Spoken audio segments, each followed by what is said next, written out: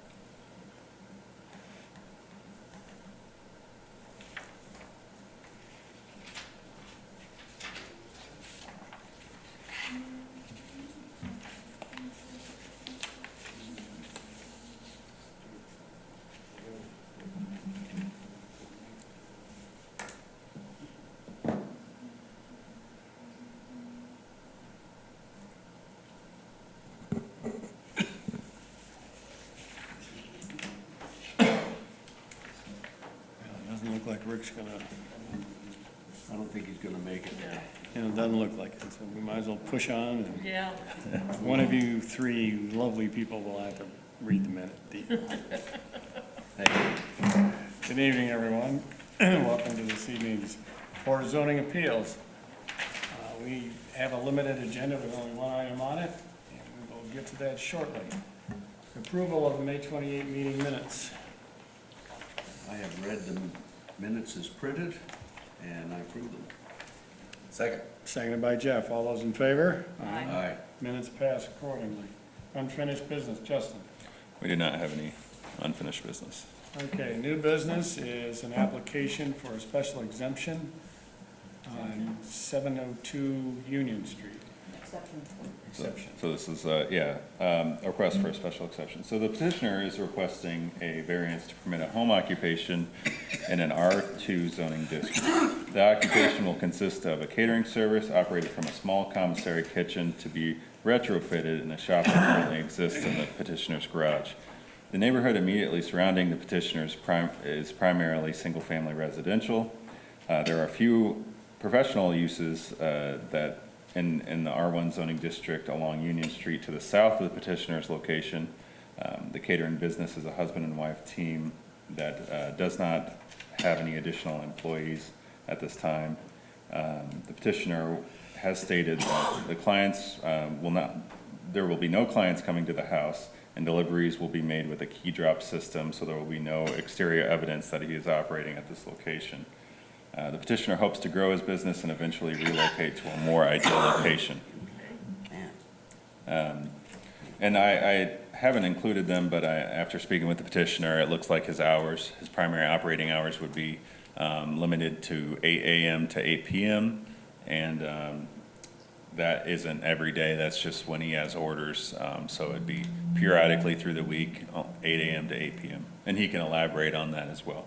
So based on the information that we gathered and kind of examining the neighborhood, the planning department feels that it could be possible that this case could be viewed favorably when measured by the criteria delineated within the findings of fact. So. Thank you. Any questions or comments before I open this to the public? So be it. All right, what we'll do is, it's a pretty straightforward procedure. We open it up to people in favor of the petition, and then we open it up to those opposed. We'll then close the meeting to the public, and we can then ask questions from the participants that are involved. With that, I'd like to note that what we're really looking at is this special exemption consistent with the spirit and the purpose of the Warsaw zoning? The special exemption will not substantially or permanently injure the appropriate use of neighboring properties, and the special exemption will substantially serve the public convenience and welfare. Those are the issues that we're looking at. as a government agency, we are limited to looking at those issues. So sometimes what you think may be important isn't relevant to what we're doing. So I like to keep things sort of consistent that way. And with that, is there anyone who'd like to speak in favor of this petition, or exception, sorry, the petition for exception? My Yes, name sir. is Sean Bianchini. I am the owner of Sean Anigan's LLC. I'm the petitioner attempting to get the rezoning, and I'm the owner of 702 South Union Street. I've given you all question and answers. If you guys have any questions on that, I'd love to elaborate. Otherwise, Well, what I'd like to know is, in the business, are you going to prep the food there and then take it to somewhere else, already Yes. prepared? so currently, we are operating the catering service now. I use Chicago Doghouse LLC on 15 as my commissary, or I cook on site for caterings. And then, so essentially what I'd be doing is just moving the commissary kitchen space to the back of my garage so that I could prep food, load it into my vehicle, and take it and deliver it off-site. So it would not be a venue for people to come and have meals or pick up meals. Everything would just be prepped within the four walls of the garage and then transported to wherever their event was taking place. What is the vehicle you're using for transport now? Currently, I have a pickup truck, and then I'm buying a small sport and trail trailer. But then I use things like a Cater Gator hot hold unit to transport hot food from Doghouse to wherever I'm going, or coolers to transport food. So in doing the business from the garage, it would just be loading it into the truck or the small trailer and then transporting it wherever it needs to go. And you're operating this business already. Yes. How many functions per week do you have normally? Currently, the business has started to really pick up lately, to the point where I'm at about one every other week to one event every week. And I didn't get a chance to look at your website or your menu. What are you basically cooking? As far as when we cater an event, we try to give whoever it is that's ordering whatever it is they want for their event. So we've done everything from prime rib roasts to pulled pork sandwiches, taco bars. It's really just whatever fits your event and at any price point that you're looking for. So if it's a wedding, something nicer. If it's a backyard barbecue and we're just kind of providing baked beans and coleslaw and chicken.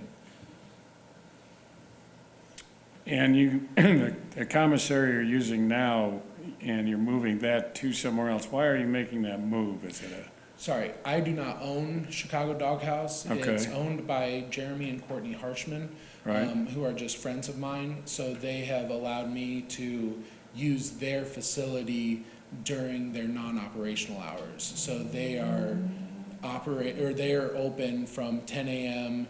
to 8 or 9 p.m. depending on the season of the year.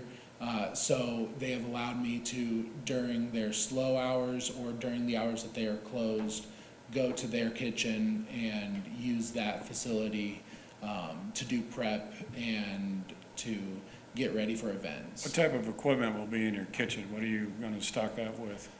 So it would be stove, flat top, and burners, and then just tables, refrigeration units, nothing too extreme. I wouldn't have any large scale equipment at the point that I am doing events large enough to need, the giant Hobart mixers and everything, I would be looking for a different venue or space to be prepping that. This is primarily so that I can continue to start up my business and grow my business within a kitchen space that is my own. Okay. All the questions I had. Anyone else? What's the normal size of the events that you're looking at? Thank you, Jeff. Currently, I'm doing anything from 10 people to 300 people. It averages around 50 to 100 people. I've done events with St. Anne's Episcopal Church. I've done events with the Lodge in Syracuse, where it's retreats or it's parish functions. Winona Lake Grace Brethren Church did a chocolate and chat event for their women that was 220 people. So it really just depends. The larger events, I have used the facilities on site. So I used Winona Lake Grace Brethren's kitchen, or I used St. Anne's kitchen to cook and finish off there, just because they have larger kitchen spaces. Anyone else? But you will have an oven and the flat top out in the garage. Is that what I'm understanding? Yes, so my garage is a detached garage. The front space is a carport, and then the back space is a 10 by 20 area that the former owner had a woodworking space in. So I had the idea and vision to transform that into a commissary kitchen space. So it would not be a large space. It would not be me tearing down walls to extend the space. It would just be building within that 10 to 20 foot space and putting in some equipment along the walls of the outside of that, and then a table in the middle. All contained within? All contained within the four walls, yes. And we had some issues here recently with grease traps clogging up sewer system, if I remember correctly. If you do, or frying anything and have the grease, what happens with that when you're done with it, or it needs to be changed out? Right. So I have spoken to a couple plumbers already. They've talked about how we can put a grease trap system in, and that was Messmore as well as Phillips Plumbing. But as far as disposal of grease, I've already talked to Chicago Dog House, and they are willing to let me continue to dispose grease there. So if I did have a fryer and I were to empty the grease, I would wait till the grease was cooled down, empty it into a bucket, transport the bucket in the back of the truck to their grease disposal unit, and get rid of it that way. So that way it did not go into the sewage system here in the city. You didn't mention a fryer before. Are you actually going to install a fryer? At this time, I don't have any plans to install a fryer. My menu does not contain any fried food on it. So I don't have a plan to do that, no. Okay. Okay. What about inspections? Well, that's what I was trying to, I think where you were about to head is the fire code and what needs to be put in there. It doesn't sound like we're actually granting a commercial entity here. It's an exception, which always throws me a little bit off when you start to, that makes it a lot grayer area than what we normally deal with. If you're planning on expanding this business and making it to the point where it's large enough to get moved to a different location, what's the time frame here? What are you saying? Sounds to me like you're gonna put some time and effort and some money into a garage that you may move. Right. My goal would be to be into a larger facility in a year or two. but it all depends on how rapidly the volume of business can grow. That's kind of the time frame I'm looking at now. A lot of the equipment I already have, just through auctions or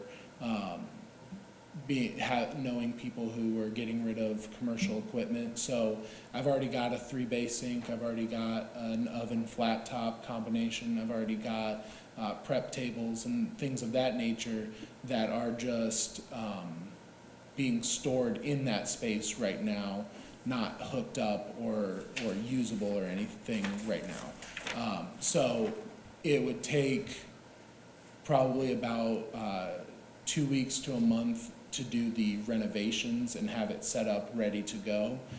But it's not going to be waiting for equipment and finding equipment. It would just be going to Lowe's to get the proper building materials. So that's where I'm at in that stage. And then, of course, working with the Office of Building and Planning to make sure that I'm following through all the right steps of building it correctly, and speaking with the fire marshal to make sure that I'm up to code and everything. I don't want to skip steps. I don't want to bypass anything or do anything that's wrong. And so the goal is to then move out when I'm large enough that I can sustain something else. And at that time, I can either take the equipment with me, and it'll all move and transport into a new space fairly easily, or I can leave it there and that can be then my test kitchen as I create new recipes and new dishes, and the other kitchen can be the production kitchen where I can hire staff in to work. In your comments, you stated that deliveries would be done in I would guess it would be a full-size van, and then you mentioned something a bit larger than that. What do you normally get your food delivered in? So currently, whenever I have an event, depending on the size of the event, I do my shopping either through Aldi or Meijer, or I'll go to Gordon Food Service. And then I also have a relationship with US Foods. They use large delivery trucks, and currently I get a delivery from them in the parking lot of Asian Cajun, which is on 15, and then it's about a 30-second drive to my commissary kitchen at Chicago Dog House. But your plan is to receive those at this address? Correct. Eventually, it would be receiving it there. It would be no more than one truck delivery per week. The trucks are usually around the size of a FedEx truck. They're not like the commercial ones like PFG and McLean's that are full semis. US Foods is for smaller startup restaurants. So I would get no more than one a week, and they deliver within parameters that you set. So I can have them deliver while I'm there, or I can give them a key drop entry code so that they can deliver. But if I tell them you can only deliver between 9 a.m. and 5 p.m., they will respect that and deliver within those time frames, and they do not deliver on Saturdays or Sundays. Okay. Any other questions? Thank you, sir. My pleasure. Is there anyone else who would like to speak in favor of the petition or the exception? Is there anyone in the audience who would like to oppose this petition for exception?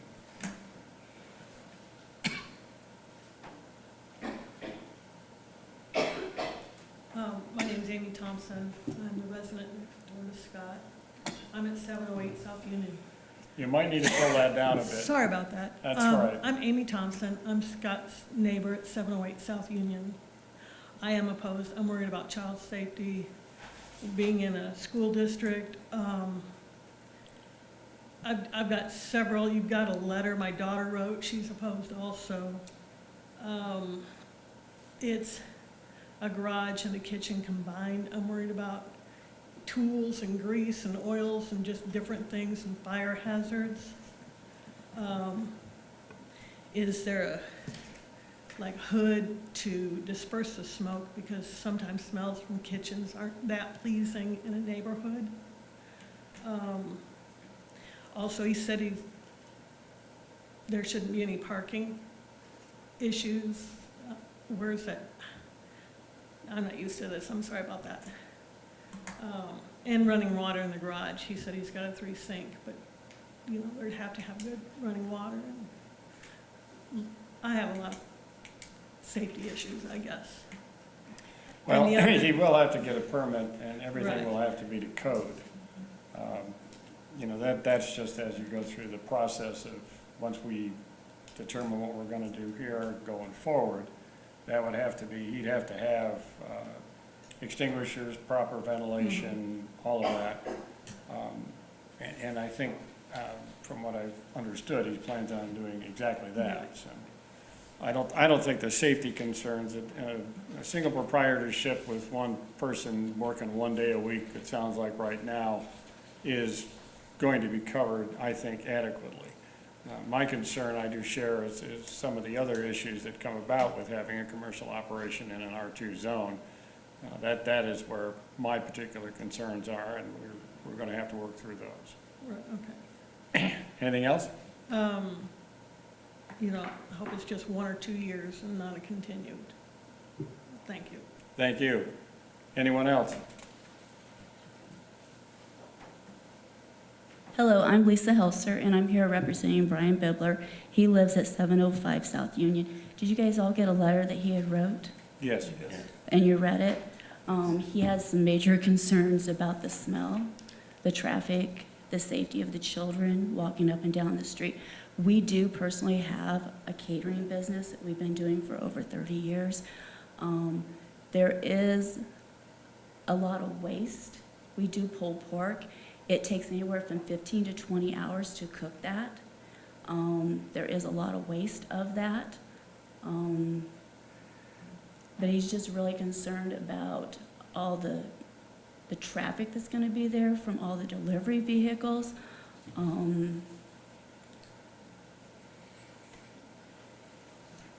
But if you read everything in the letter that he Yes. wrote, It was pretty well detailed. his main concerns, you know.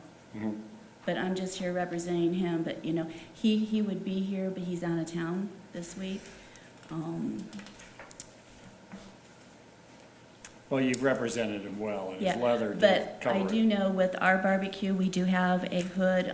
We do cook at my residence, but we're in the country. There is a lot of smoke that does come from the smoker. And we do cook at all different hours of the day, just depending on when we're catering. So if we're catering during the lunchtime, we have to cook early in the morning or late that evening to cook all day long, just to provide that meal for that day, because everything we do is all fresh and prepared on, or we will cook on site. Thank And we you. do have our own personal, it's an enclosed trailer, it's a 30-foot trailer with a full kitchen on it too. Thank you. Anyone else? We'll close the meeting to the public.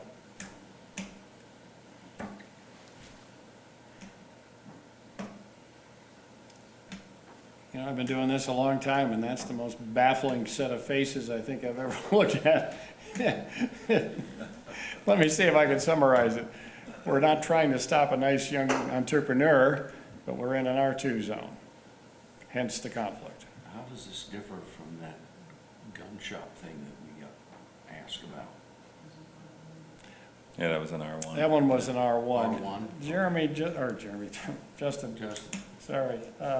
R1, R2, how big a variance is that? I don't think it's. Well, this is actually a special exception, which is a little bit different than a use variance. So I believe the R1 was a use variance. This is, a home occupation is a special exception in an R2. So R2s are a little bit different. You're allowed to have multifamily units. There's some different things. The parking requirement was listed as, you know, the criteria for the special exception, but it wasn't, there was no requirement that they really had to fulfill for that. So, yeah, it's Yes. It's not a clear-cut case. yeah. I just have one more question. Scott, how long have you been in business currently? My name is Sean. Oh, Sean, That's sorry, your okay. dad's Scott, I'm sorry. And currently, Shenanigans LLC was created 1 year ago, this past May. Okay. And we have been doing caterings since October of 2018. Okay, thank you. Thank you.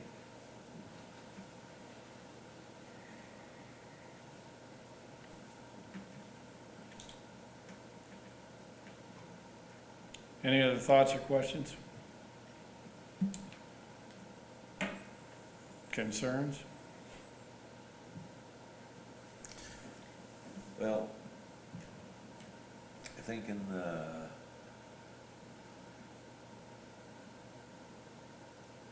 term permanent, you know, in line 2 here, special exceptions will not substantially and permanently.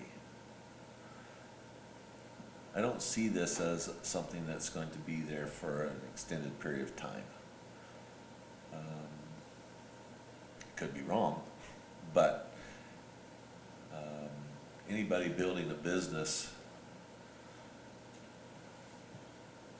especially when there's food service involved, generally takes more and more room, more and more equipment, more and more, which would require bigger building, more space, places to put things. You hate to have someone trying to start something and not be able to because of having to put themselves in an area that they might not be able to afford, but eventually probably will. It's an R2 though. It isn't an R2, and that's probably, as I mentioned in my opening comments, my biggest concern is that you're, in a way, establishing a commercial entity inside a residential 1 or 2 zone. Just for the audience, we've never approved one before. So that's why, in all fairness, we're struggling with this, because while we'd love to see you succeed, we also have to deal with the fact that where you happen to be located is in a restricted residential area.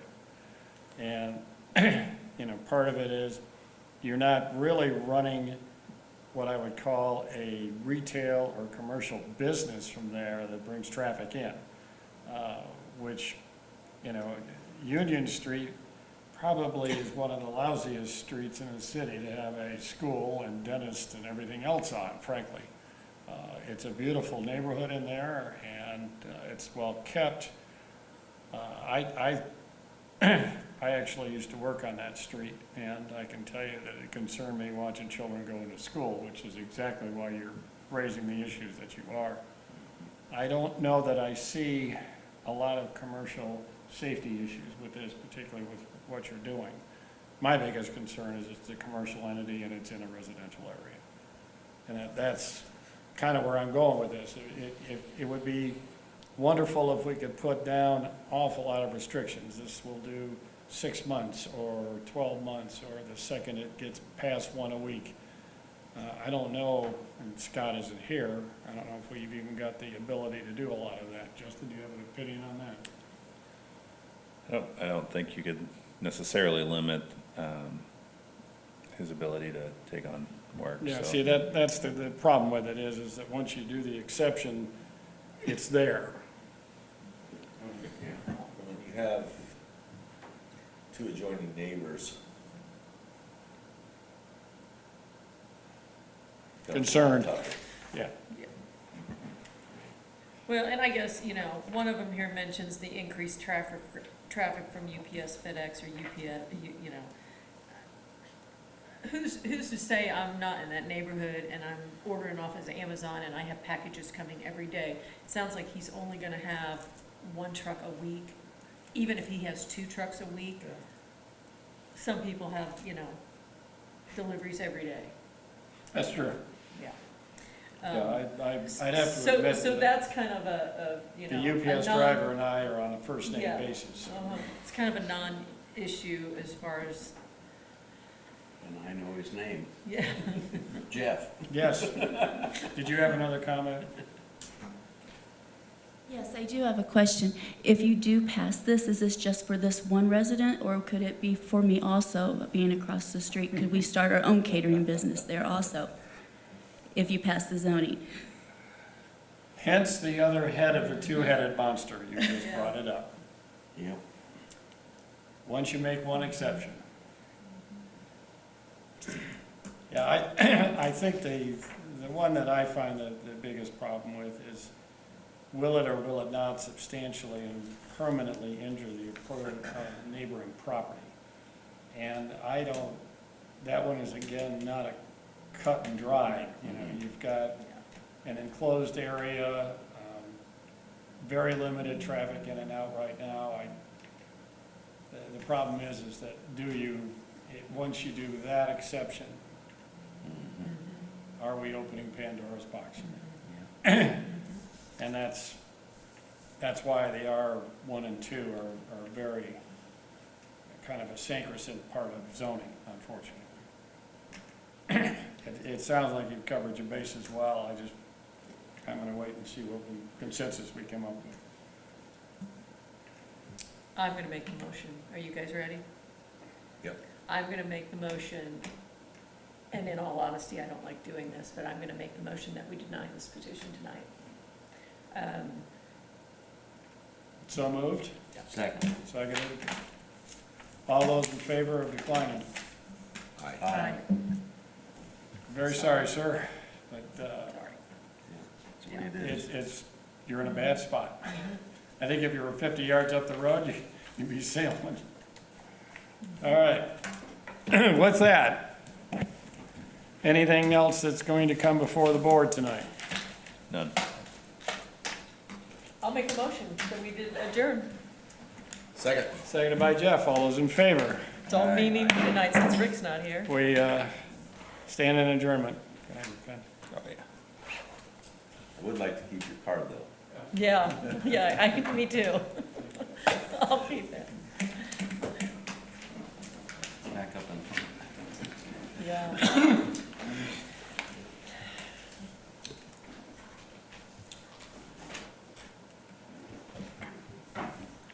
It is today, So, 24, right? I always Can't.